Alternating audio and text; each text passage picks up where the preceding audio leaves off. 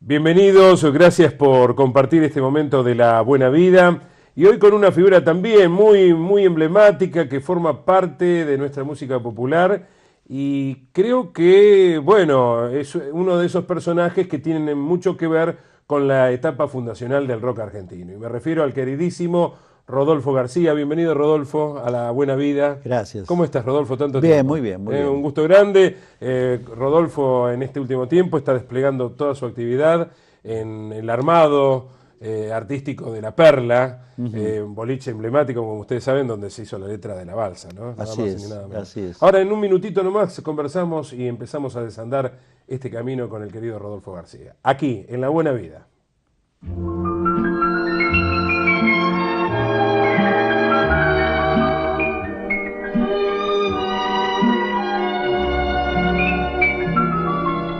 Oh, la Belleville.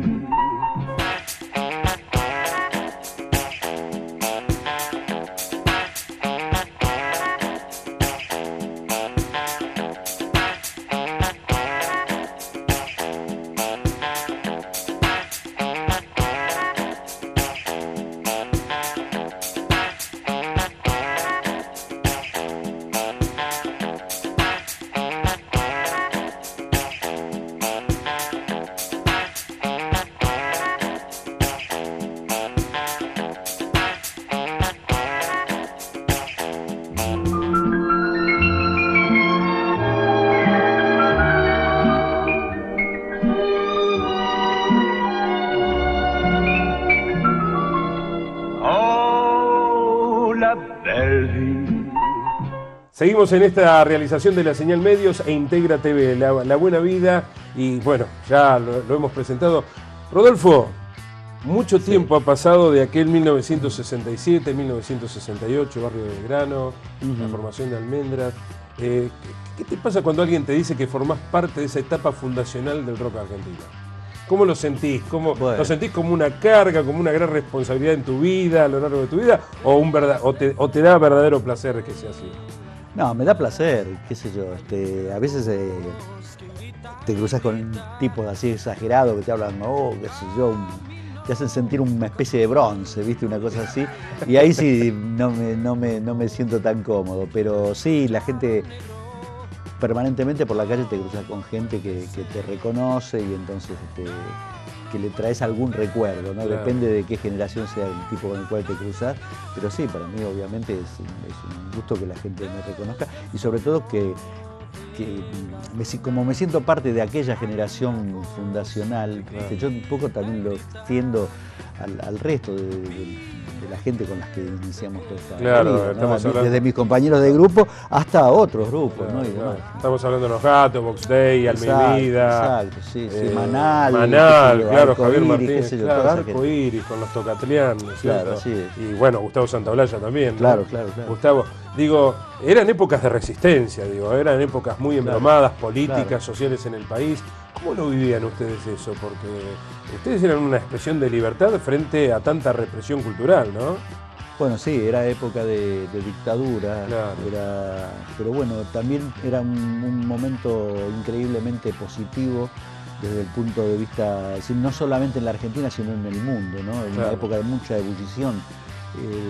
El mayo francés, ¿no? Claro, con todo lo creativo, ¿no? Digamos, nosotros estábamos así muy metidos en el tema de la música y todo eso, pero paralelamente a nosotros había manifestaciones increíblemente tremendas en el ámbito del teatro, de la plástica, hasta de la publicidad, bueno, hasta de la moda. Claro, estaba el Ditela, ¿no? Bueno, de literatura ni hablar, ¿no? El boom de los escritores latinoamericanos, no sé, era un momento increíble. Uno iba a ver, ya te digo, cualquier expresión de este tipo y salías maravillado porque había experimentación, ¿no? En la época del Vitela, por ejemplo. Claro, por eso decía el Vitela, ¿no? Todo eso, ¿no? Y todo eso en un marco políticamente así medio opresivo, ¿no? Claro, Porque claro. si bien no fue tan sanguinaria como la última dictadura, había el nivel de represión Está muy alto. y de censura, Sí. todo ese tipo de cosas era notorio, ¿no? Y olvidamos también, digo, al gordo Vergara Leumann también con su botica del ángel, supuesto, ¿no? sí. Que fue otro innovador. Por donde hurgues, Claro. Había ocurrían ebullición, ¿no? Claro, exacto. Ebullición, Sí, ¿no? seguro. Y bueno, ¿y cómo surgió esta idea, digo, con el Flaco, con Edelmiro Molinari, con Emilio del Guercio? Recién estábamos hablando qué bien que hace su programa Emilio del Guercio, Sí, pero digo, sí. ¿cómo surgió esta idea de formar Almendra en el barrio de Belgrano? Ustedes habían formado parte, eran alumnos de un mismo colegio, tengo entendido. Sí, no yo. Yo era el único que no había concurrido a ese colegio. Hay un colegio así católico ahí de Belgrano que era así bastante popular, y la mayoría de los pibes de las inmediaciones estudiaban ahí. Yo no, yo hice la escuela industrial. Hiciste la escuela industrial, Sí. mirá vos. Pero éramos vecinos, éramos de todo, digamos. En el caso de los otros 3 integrantes de Almendra, eran compañeros de colegio, Claro. además vecinos, amigos, es decir, si tocábamos, jugábamos al fútbol, y nos cruzábamos en el barrio cuando íbamos a comprar algo, qué sé yo, Claro, así que claro. era ahora que se habla tanto del rock barrial, ¿no? Debe Sí. ser un grupo barrial, por ejemplo, ¿no? Ustedes empezaron siendo un grupo barrial, Claro. pero se dice, en la época se decía concierto, ustedes eran como medios líricos, dicen los críticos, ¿no? Sí. Como medios líricos en medio, o enfrentándose o contrastándose con la dureza blusera, digamos, de Javier con Manal, y esta cosa pop que traía Los Gatos, ¿no? Algo así, ¿no? Sí, qué sé yo, bueno, son cosas que en general siempre hay como una necesidad de enfrentar una cosa con la otra, ¿no? Claro. En su momento había, eso entre nosotros no existía entre los músicos, Claro. sí existía entre el público que seguía uno u otro grupo. Sí, ¿no? De todas maneras era público que compartía, es decir, con Manal hemos tocado en muchas oportunidades en el mismo escenario el mismo día. Claro. Y a diferencia de ahora lo que veo un poco que pasa, ¿no? Que los pibes son hinchas de un grupo, y si ese grupo comparte escenario con otros grupos, son medio reacios los pibes a ver al otro grupo. Digamos, si supongamos que en un lugar toca el grupo A, B y C. Cuando toca el grupo A va el público del grupo A y los otros esperan en la puerta y después se van rotando, una cosa así. En aquella época no existía. Claro. Hemos tocado, qué sé yo, en el Coliseo, infinidad de lugares con Manal. Ujú. Y el público era, obviamente hay gente que tenía preferencia por un grupo y preferencia por otro, pero no había hostilidad, digamos. Claro, había como de un cierto grupo al respeto, otro. ¿no? Convivían. Y claro, inclusive un momento que este comentario que vamos a hacer nos lo hicieron notar, y hubo una nota en la revista Pelo, creo, si no. Sí, Pelo de aquella época, claro. Que muy significativa porque salió inclusive un póster que nos hicimos una foto, ¿viste? En la plaza que está ahí al lado de Luna Park, en la Plaza Roma. Ah, claro, sí, ahí donde hoy está el edificio de uno de los diarios importantes del país, ¿no? Exacto. Bueno, ahí enfrente estaba la redacción de Pelo en una época. Claro. Y ahí hicimos una foto, los Manal y Almendra juntos. Ya. Un poco como para romper con esa cosa, ¿no? De mostrar a la gente un poco de que, viste, que no se den máquina con eso, porque para nosotros no era así. Claro. Entonces estamos juntos y mezclados, además, no es que Almendra y Manal, sino Convivían, digamos. Digo, ¿Entendés? también hay que recordar a la Joven Guardia, ¿no? También de aquella época. También, claro. Entre tantos grupos. Bueno, Sí, después, sí, sí. yo no sé Industria Nacional en dónde marcarlo, pero No estaba, la Industria Nacional era más bien pop, ¿no? Sí, sí, era sí, más sí. bien pop, Sí, más sí, comercial, sí. creo, ¿no? Exacto, sí, sí. En realidad, grupos emblemáticos rock eran ustedes, Manal, la Joven Guardia, Los Gatos, Exacto. Alma y Vida, Sí, Box sí. Day, Arco Iris, ¿no? Digo, y la primera etapa de Almendra, desde el 68 al 70, Sí. fue muy efímera, digamos, esa Muy etapa, corta. pero muy intensa, ¿no? Muy intensa, sí. Y surge el tema de Pototo, que lo hace muy popular, Claro. nada más ni nada menos que Leonardo Fabio, Claro. allá por el 69. Claro, lo sacó, inclusive lo incluyó en su disco antes que nosotros sacáramos el tema. Claro. ¿Y cómo fue esa transacción? ¿Leonardo se los pidió a ustedes? No nos pidió nada. Me parece que el productor nuestro de los primeros simples, era Ricardo Kleiman, que era el que hacía un programa que se llamaba Modar en la Sí, Noche, que mucho era tiempo, el que Ricardo. todo el mundo escuchaba. Pedro todos Aníbal escuchábamos. Mancilla, conductor. Claro. Claro. Manito Masilla, que está vivito y coleando, dedicado Sí, ahora me a dijeron. las medicinas alternativas. Ah, no sabía. Está eso. bárbaro, Manito Sí, Masilla, sí. ¿no? Bueno, y creo que Fabio era también amigo o algo así de él, y por ese lado me parece que debe haber aparecido la Claro. cosa. Le dio como otro, digamos, la historia del tema es, bueno, ya se contó 1000 veces, ¿no? Que en un viaje de fin de curso de los compañeros de Emilio y Luis, fueron a Bariloche y en un momento, ellos no fueron porque estaban haciendo creo que el ingreso a arquitectura, una cosa así, no podían viajar. Y llegó la noticia aquí como que había fallecido uno de los amigos, que era Pototo, ¿no? Ajá. No sé cómo llegó esa información aquí. Y bueno, ellos lo creyeron, Luis y Emilio lo creyeron, ¿no? Y se escribió ese tema pensando en que había fallecido verdaderamente. Después resultó que era una falsa noticia y bueno, Pototo vive acá en Buenos Aires, es un conocido odontólogo. Mirá vos.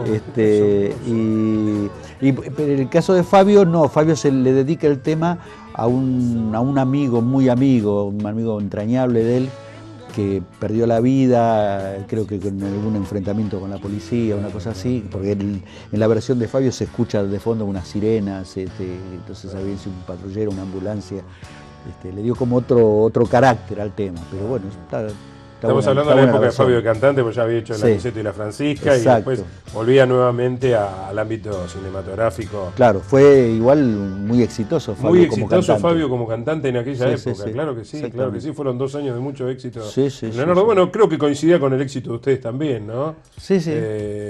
No sé, coincidía, Sí, se podía trazar cierto parámetro. Pero él era más masivo, Fabio mucho Bueno, más masivo. sí, es cierto, pero Almendra no dejaba de serlo tampoco. Sí. Y digo, fue hasta el año 70 la primera parte de Almendra. Claro, nosotros nos separamos el día de Navidad del 70. El día de Navidad del 70. Sí.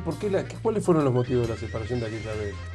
Y fueron, qué sé yo, a mí yo lo atribuyo, no sé, por ahí cada uno de los integrantes tendrá su propia versión del tema, ¿no?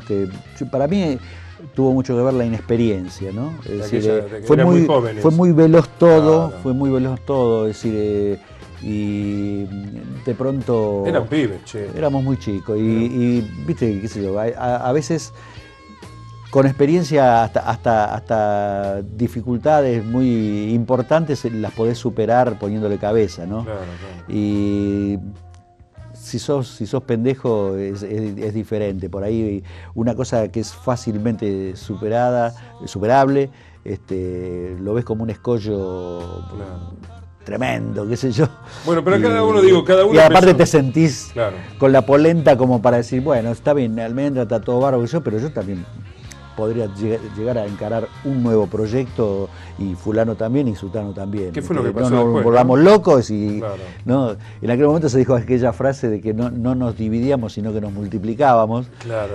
Sin saber qué iba a pasar después, pero la realidad fue así, nos multiplicamos, porque de Almendra salieron 3 bandas. Pescado Rabioso, Color Humano y Aquelarre, claro. Que hace poco Aqua, hace un tiempito, ahora 4 años, sacó todo, hizo una reedición de los 6 discos de Aquelarre, ¿no? Sí. Etapa también, prolífica, fue entre el 72 y 77. Claro, también épocas difíciles y turbulentas en la Argentina, ¿no? Sí. Con una democracia muy corta, comienzo de la dictadura. Claro. Bueno, fácil no lo tuvimos nunca. Nunca la tuvieron fácil. ¿Y cómo fue esa época? Ahí fuiste con Emilio, ahí formaron Aquelarre con Emilio. Sí. ¿Y cómo fue esa época de Aquelarre?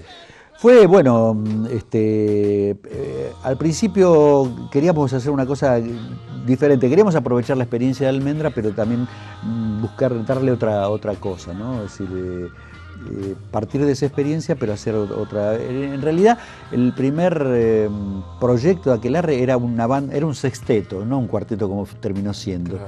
Queríamos hacer un grupo con un par de instrumentistas de viento, ¿no? Con un saxofonista y un trompetista, básicamente. Lo que pasa es que en aquel momento era la época del disco simple, ¿no? Claro. Que había mucho laburo para los músicos de sesión, para los sesionistas. Y los tipos que tocaban mejor eran eso, los que tocaban en sesiones, ¿viste? Claro. Y vos sabés cómo son los grupos y sobre todo cómo nosotros concebíamos los grupos, que era la cosa de ensayar mucho, ensayar a diario muchas horas y demás. Y el tipo así más laburante, es decir, que anda dando vuelta por los estudios de grabación, no puede dedicarle ese tiempo. Claro. Y entonces empezamos a buscar por otro lado, por ahí en grupos de jazz tradicional, músicos así un poco más amateurs, más parecidos a nosotros, ¿no? Sí. Pero no encontramos el tipo, es decir, o cuando había un tipo con mucha predisposición, no tocaba lo suficiente, ¿no? Y viceversa. Entonces, finalmente fuimos avanzando, apareció la posibilidad de empezar a grabar, y no lo teníamos resuelto lo del sexteto. Entonces dijimos, arranquemos como cuarteto, y si sobre la marcha aparece algún músico que nos interesa, lo integraremos y será para el disco siguiente, se modificará la formación. Pero no, finalmente como cuarteto le encontramos la vuelta, encontramos un sonido que nos pareció que era muy diferenciado del resto de los grupos de la época, la propuesta también era diferente, así que seguimos así y realmente, qué sé yo, no me arrepiento porque... Hasta el año 77. Sí, exacto. Y recordá la formación de Aquelarre, era Edelmir, Héctor Emilio, Stark, Emilio del Guercio, Héctor Stark, claro. Hugo González Neira era el tecladista, exacto, y yo en batería. Y vos en batería, sí, que fue una época prolífica, digamos. Fue bueno, sí. Fue una muy buena época. Sí, la verdad que sí, sobre todo porque nos desarrollamos también no solo como músicos, sino como tipos así de la autogestión, ¿no? Claro. Es decir, fueran momentos bastante difíciles, no había así a la vista productores o representantes artísticos que nosotros nos sintiéramos cómodos, digamos, ¿no? Dejando en manos de ellos la carrera del grupo, entonces tomamos el toro por las astas, por decirlo de alguna manera. Nos ocupamos de todo, organizamos los conciertos, claro, salíamos a pegar afiches. Claro. Pero maduraron de golpe, digo, porque ustedes se separaron de Almendra y tenían 18 años cuando se separaron, y año 72, ¿cuánto tenías? ¿19, 20 años? Un poco, yo tenía 22. Pero maduraron de golpe, digo, ¿no? Fue una maduración así de golpe, ¿no? Musicalmente, artísticamente, en la autogestión, digo, claro, embromado, y más en una época muy turbulenta, pero que también había mucha diversidad cultural, ¿no? Exacto, allá digo 72, 73. Sí, para mí los 70 fueron años prolíficos, ¿no? De todo punto de vista, ¿no? Claro. Las bandas, había bandas... Estamos hablando del comienzo de los 70, porque después vino la dictadura y sabemos que también fue muy difícil, ¿no? Sí, pero había muchas bandas y las bandas bien diferenciadas, ¿no? La propuesta de cada banda estaba muy clara, y todas tenían calidad, y había un afán así de superación, o hasta te podría decir de competencia, pero en el buen sentido, ¿no? En el sentido de mirá lo que estamos haciendo nosotros, mirá este tema, escuchá el tearrelo, ¿viste? Esa cosa así de... que yo lo veo como muy positivo, ¿no? Exacto. Bueno, ahí ya también aparece Sui Generis en escena, por Sui Gieco, ¿no? Esta mixtura de Sui Generis, León con Raúl Porchetto. Sí, bueno, León, la carrera de León empieza fuerte. Crucis, Polifemo. Crucis es un grupo impresionante. Todas esas bandas que unos eran músicos que habían marcado una época, claro, ¿no? Claro. Bueno, y los grandes festivales también, donde la gente subía, era un gusto realmente, sin ver... era como mostrar, ¿no? Un muestreo de todo lo que se había hecho en el año, lo tenías ahí todo junto en un festival como eran los Barrock, ¿no? Claro. Y bueno, y después también en el interior empezó a reflejarse eso, y también empezó a haber posibilidades de hacer cosas en el interior muy lentamente, ¿no? Claro. Pero sí, realmente fue muy bueno. Yo realmente... Muy bueno, y tocaban a cualquier hora, digo, ¿no, Rodolfo? Claro. Porque se tocaba a cualquier hora. Uno, el otro día revisando, viste que hay un diario, uno de estos diarios actuales de hoy, Tiempo Argentino, está recordando la época camporista, digo, del 25 de mayo del 73 al 12 de julio. Y uno va recorriendo el facsímil del diario La Opinión, sacó un suplemento, y uno se encontraba con espectáculos a las 10:30 de la mañana.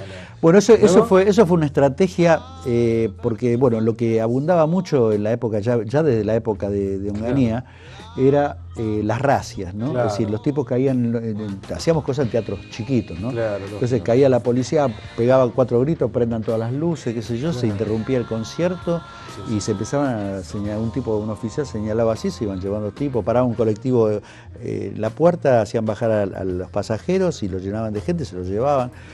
Y el argumento era que había menores, que había una ley que después de las 10 de la noche no podía haber menores solos en la calle, qué sé yo, ¿no? Ese era el argumento. Se llevaban menores, mayores, cualquiera. Sí, no era sí, que sí. buscaban menores. Sí, yo recuerdo alguna vez que salí de algún asalto, te hablo año 75, y recuerdo que me había olvidado los documentos y me paró un cana en pleno centro y casi me lleva a la comisaría. Claro. Creo que me vio tan asustado que me dejó ir porque me vio tan asustado. Época embromada, digo, en la República, pero digo, realmente era una pavada que se llevaran a la comisaría por no tener documentos, ¿no? Sí. Hoy cambiaron tanto los tiempos, ya no te requieren. Afortunadamente. Afortunadamente no requieren documentos, ¿no? Bueno, entonces como el argumento era ese, porque cuando vos protestabas o algo te decían eso, ¿no? Que era digamos, haciendo cumplir una ley existente. Entonces dijimos, bueno, hagamos los domingos a las 11 de la mañana los conciertos. Entonces empezó en el Coliseo, eso, el Teatro Coliseo. Entonces teníamos, por ejemplo, que conseguíamos el alquiler del teatro a un precio mucho menor. Porque un domingo a la mañana el teatro no tiene ningún tipo de actividad. Y nosotros veníamos, por ejemplo, los sábados a hacer shows en clubes de barrio, en el suburbio, qué sé yo. Entonces la camioneta con los equipos, terminábamos el show y iba derecho al Coliseo, se paraba en la puerta hasta que abran el Coliseo. Y nosotros íbamos a dormir un par de horitas y íbamos así medio, ¿viste? Sí, medio dormidos a tocar a la mañana. Pero, ¿qué pasaba? Iban los pibes muy jovencitos, ya veías unas colas impresionantes, se llenaba el Coliseo, tocábamos ahí y a la 1 de la tarde el pibe estaba con sus viejos almorzando en su casa. Claro. Entonces le sacábamos un argumento a la policía. Totalmente. Bueno, y después, también una revolución produjo la irrupción, digo, gráfica del Expreso Imaginario con Pipo Lernoux. Claro. Que ahora tuvo la feliz idea hace no mucho tiempo de sacar un DVD para recordar lo que fue el Expreso Imaginario. ¿Cuánto ayudó al rock argentino el Expreso Imaginario? Seguro, ¿no? seguro. También. Sí. Ahora está por salir un libro sobre el Expreso Sobre el Expreso Imaginario, sí. Que lo está escribiendo Guillermo Gació, es el hermano de Marcelo, Marcelo Gació, periodista también de rock, que en la época del Expreso era muy jovencito. Se inició, viste, haciendo notas, cubriendo festivales en aquel momento. Bueno, casualmente me hicieron una entrevista para publicar, que va a estar incluido en ese libro. Ah, qué bueno, qué bueno. Y ahí está, ahí me lo encontré a Pipo Lernoux y a Rosso. ¿En dónde me lo encontré? En un concierto de Dino Saluzzi. Nada que ver, viendo tango Pipo Lernoux y Rosso. Me encantó eso, ¿no? Dos rockeros que vean tango. Estaba pensando, después volvió Almendra en aquel recital famoso de obras. ¿Cómo fue esa vuelta? Bueno, ¿Fue para recordar cosas o con la idea de consolidarse otra vez como grupo? Fue una cosa, bueno, la idea fue... Año 79 estamos hablando, ¿no? 79, sí. No, la idea no era armar el grupo nuevo para seguir. Era reunirse en ese momento. Juntarnos, y fue muy ambicioso porque la idea original era que en 3 meses, de noviembre a marzo, 3-4 meses, queríamos hacer, juntarnos y tocar en vivo nuevamente para los temas que la gente conocía de nosotros, más algunos temas nuevos. Hacer una gira y después grabar un disco con todo material nuevo compuesto en ese momento, ¿no? Y la verdad que, bueno, el entusiasmo nos llevó a hacer ese planteo. En realidad, en ese tiempo era imposible hacer todas esas cosas, ¿no? Composición, ensayo, arreglos, grabación, mezcla, más una gira por el interior, más lo de obras. Entonces, todo lo que pudimos hacer, que fue bastante, fue lo de obras, que hicimos 6 funciones en obras, después hicimos 2 funciones en el Buenos Aires Lawn Tennis. En esas funciones se grabaron todas las funciones, lo cual nos posibilitó tener 6 versiones de cada tema para elegir. Y una gira por el interior. Y ahí prácticamente se nos terminó ese lapso, ¿no? Claro, que fue el 79-80, el 79-80. Bueno, obviamos Muchacha Ojos de Papel, pero bueno, me imagino, ese fue un éxito abrumador, ¿no? Olvidamos mencionarlo, pero bien vale la mención, ¿no? Bueno, y después ya a mitad de año más o menos nos quedamos medio atragantados con esta idea que había de hacer un disco con material nuevo, ¿no? Claro. Entonces dijimos de hacer lo mismo, de juntarnos en noviembre a elaborar el material. Y bueno, tanto el disco en obras, Almendra en obras, como el siguiente fue además una producción independiente del grupo, no lo hicimos por cuenta de ninguna compañía ni nada.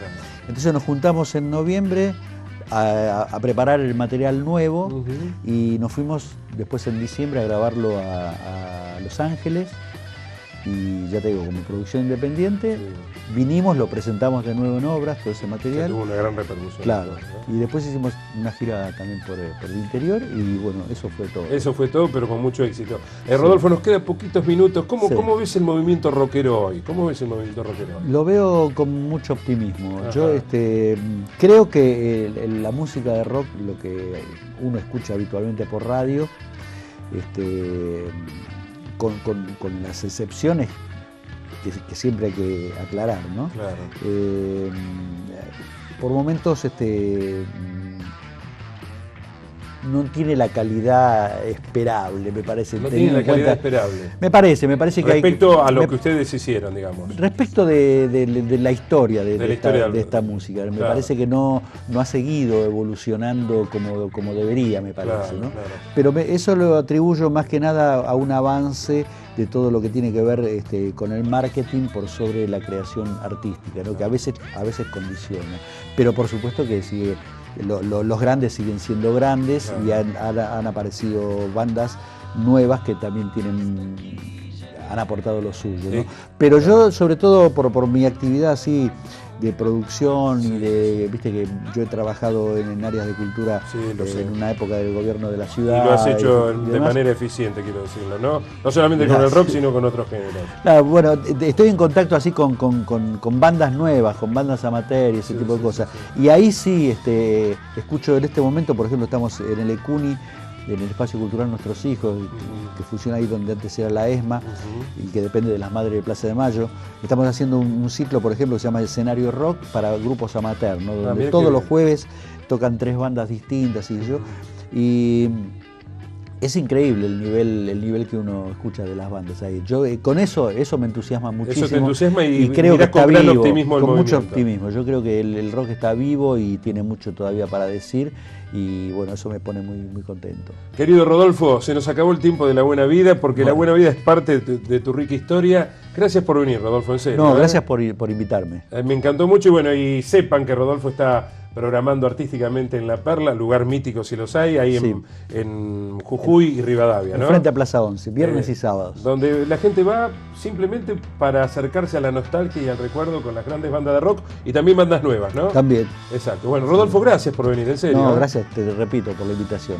Rodolfo García, aquí, en La Buena Vida. Gracias a todos. Nos volveremos a ver muy pronto. Hasta siempre.